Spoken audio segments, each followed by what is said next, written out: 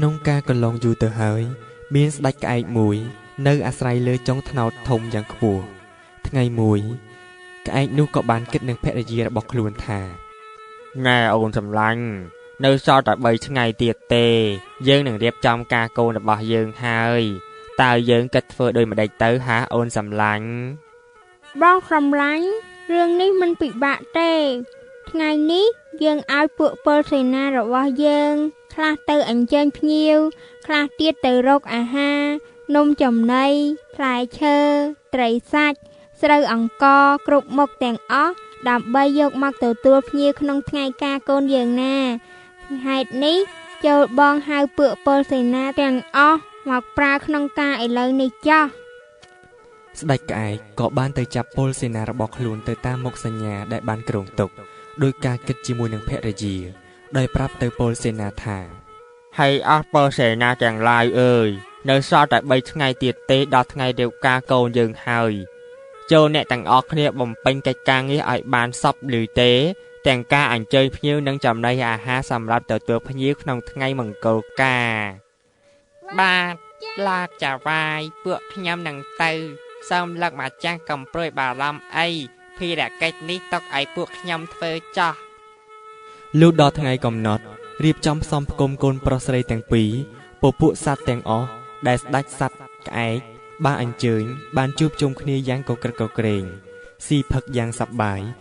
ស្រែកហូរកញ្ជ្រៀវលាន់ទ្រហឹងពេញព្រៃនិយាយពីសត្វពស់និងសត្វអណ្ដើកមកក្រោយគេពេលនោះពស់បានសួរអណ្ដើកថាជីបងអណ្ដើកតើបងអញ្ជើញទៅណាដែរទៅមកដល់ទីនេះឬក៏មកស៊ីការកូនសត្វក្អែកដូចខ្ញុំដែរបើមិនខុសទេខ្ញុំមកចូលរួមស៊ីការកូនស្ដេចក្អែកមែនតែដើមថ្នោតនេះខ្ពស់ណាស់ខ្ញុំឡើងមិនរួចនោះទេគិតថាសូមដោយសារបងពោះឯងផងបានទេអូមិនអីទេបងអណ្ដើកដូច្នេះសូមបងខំកន្ទុយខ្ញុំឲ្យជាប់មក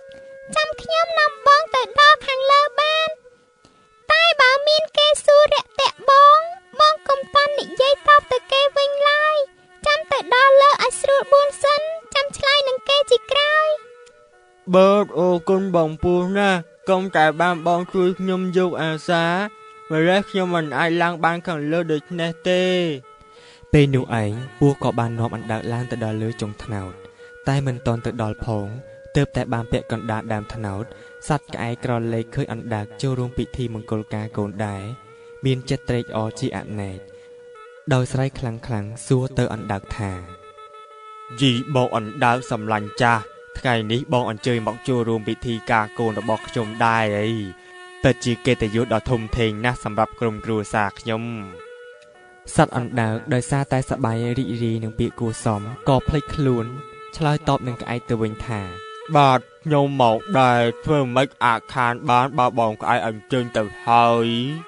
សម័យនោះឯងអណ្ដើកមិនតនិយាយចប់ផងស្រាប់តែឮសូរឌឹបមកដល់ដីមួយរំពេចបណ្ដាលឲ្យស្នូកជាប់ស្នាមរហូតមកដល់សប្តាហ៍ថ្ងៃនេះឯងអោសត្វអណ្ដើកភ្លេចបណ្ដាំពស់ខំផ្ដែផ្ដាំនៅតែភ្លេចទោះមានគេសួរច្រើនឬតិចគួរចាំជានិច្ចកុំតន់ឆ្លើយបើដល់លើហើយចាំរាក់ទាក់នោះមិនជាធ្លាក់ដូចនេះឡើយតែអនិច្ចាអណ្ដើកអើយតំស្នូកអស់ហើយខ្មាស់គេទៀត